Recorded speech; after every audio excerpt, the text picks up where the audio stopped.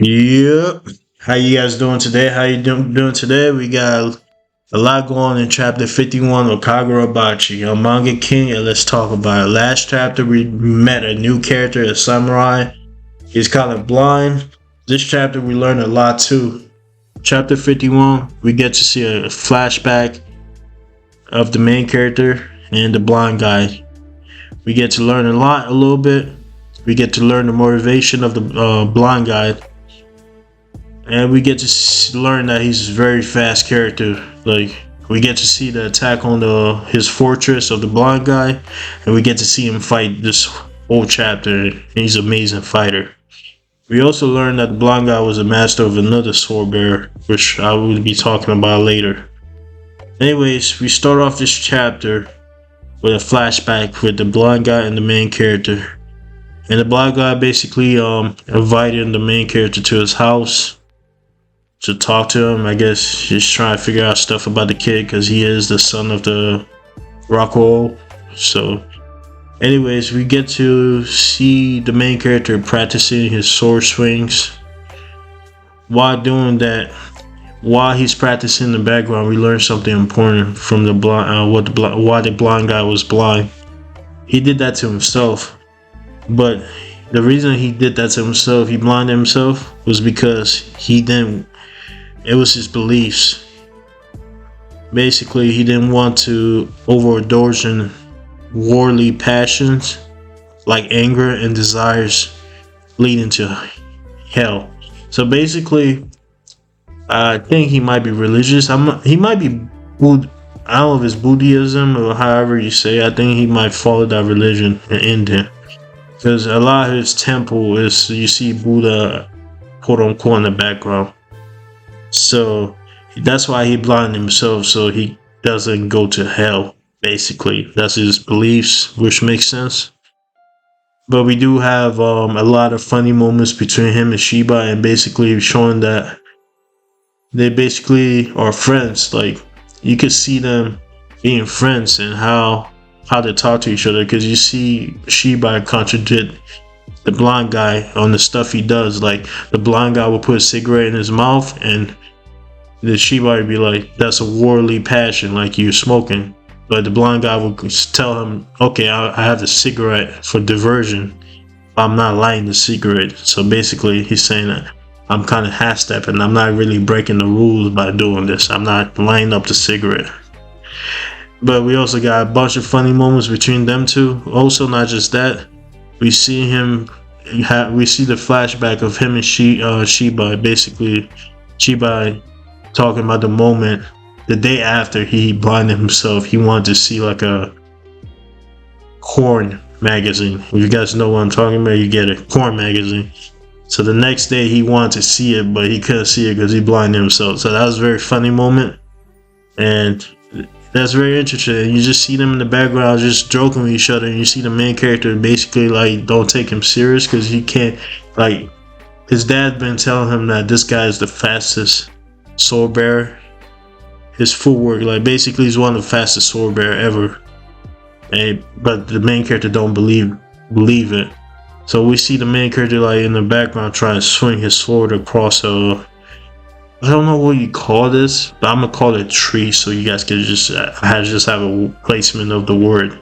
But I'm gonna have a picture of this. I think it's a bamboo or whatever you call it. But the main character is not able to get through it all the way. So you see the blind guy basically giving him advice, saying, you're hesitating. Here, give me the sword. So at this moment, we don't get to see him show off his speed, because we go back to his fortress getting attacked by different people. We see a bunch of random grunts trying to attack, explosions in the background, and we see people from our side. We see monks basically using different sorceries. Like one scene in this chapter is when one of the bad guys was running straight across trying to attack the monks. You see the monks use some kind of sorcery where they're using the roof tiles, or the roof tilts, or whatever you call it, and they were basically gluing it to the enemy like they're just gluing it to the enemy so it could slow him down. And then you see the other monk in the background with like a big bell-ish, attacking them. But the enemy was able to proceed and get through the monks, and we just have a cool panel of the samurai guy there waiting for them, and basically getting yelled at by his people, like, why are you doing here? But to him, he's like, he can't. The blind guy basically tell the monks, like, yo, I can't let you like sacrifice yourself. So that's what he's going off. So he didn't leave them, so he's gonna fight. We also got a quick scene, I'm sorry, with Hakuri basically asking, how does the blind guy fight and everything? He's like, is it by smell and stuff? People are explaining to him it's by sound. And when it first said this, I was worried because at the time I was reading it, I was like, wait, if it's by sound, the enemy is eventually going to figure it out. But apparently throughout this chapter, when the blind guy was fighting, we also learned that when he unsheathed his sword and hit it, he does it by echolocation. And we learned that from the Glazer. He basically tells us when he does that, it's by echolocation. He can feel the stuff around the enemy size and everything. So that's very cool. It's not just sound like you make a noise and he figure out where you at. It's sound where he uses his own sword to figure out the location of people by opening it and hitting it, which is cool. We also see the first move he does where he kills someone, which is very epic, is where he finally lights up the cigarette and he basically throws it across, and you see the cigarette being cut in half, which basically showing his speed. And when you go on the next page of the cigarette being cut in half, you see him cut people like in 4 quarters, like a star basically. Is it a star? No, it looked like a cross basically. Which kind of remind me of the episode of Garp when he was trying to destroy the town of Blackbeard. Why am I saying that? Blackbeard. And you see Garp just jump in the air, and you just see this cross type of attack where he called it Galaxy Impact. I'm gonna have a picture of it. It's pretty amazing. But anyways, when he does cut the guy like across, you see him. He's so fast. You see that he cut his face up, and his arm is off the body of the enemy, basically. And we also learned a very important thing is that the Glazer. I think I say his name wrong, but basically he's a student of the samurai guy. So the reason we learned that is because Hakuri basically asks the Glazer, like, yo, you're fast too. He's like, yeah, who do you think taught me? So I guess that's Uha to let us know that samurai guy taught him, which is interesting that another sword bearer trained him, because he's calling him a master. So that kind of gave us the position. We can start ranking the sword bearers who's stronger. So we could basically put you all, which I call him the Glazer, basically last.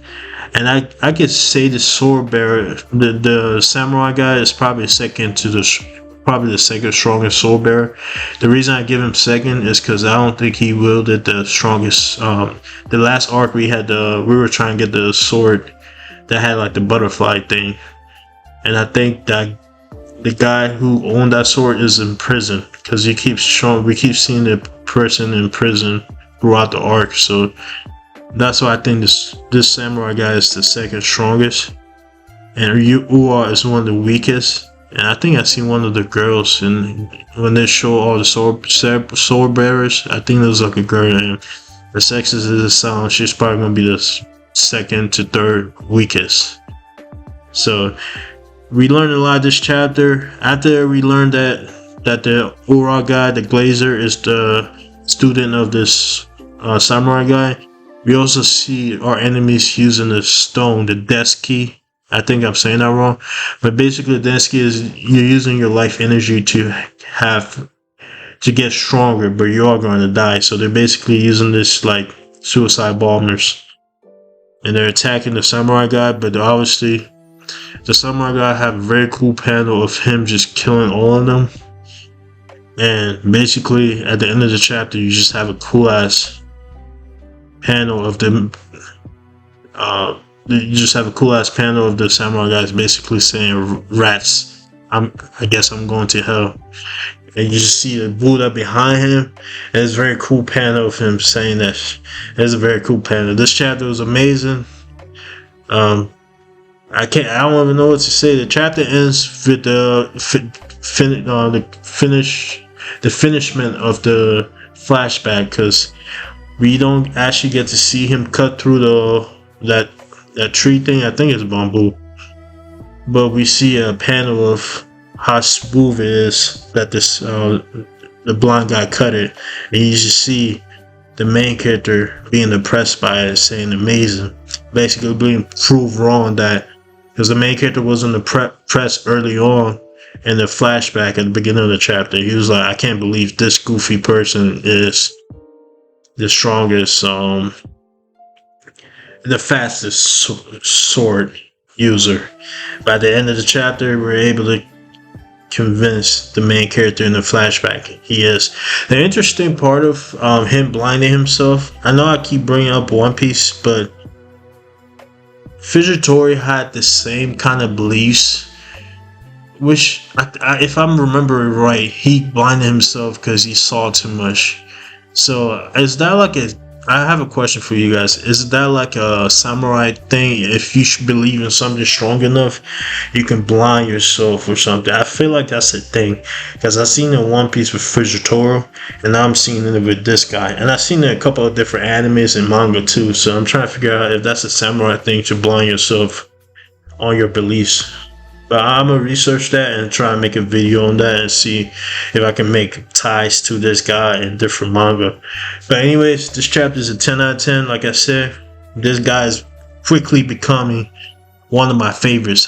Hakure is currently my favorite, but he might take over if we keep going like this. I like this blind guy. He's very goofy, but he's very strong. So hopefully we get to see them with their enchanted blades and see how strong he really is. But anyways, this is a 10 out of 10. Do all the YouTube stuff. Comment down below. Tell me what I can do better.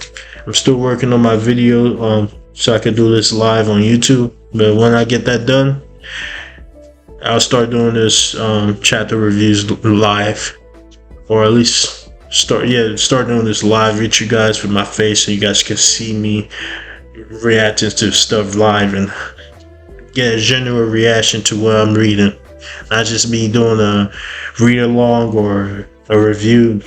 But anyways, this is my review for chapter 51. I love this chapter, so manga family, we out.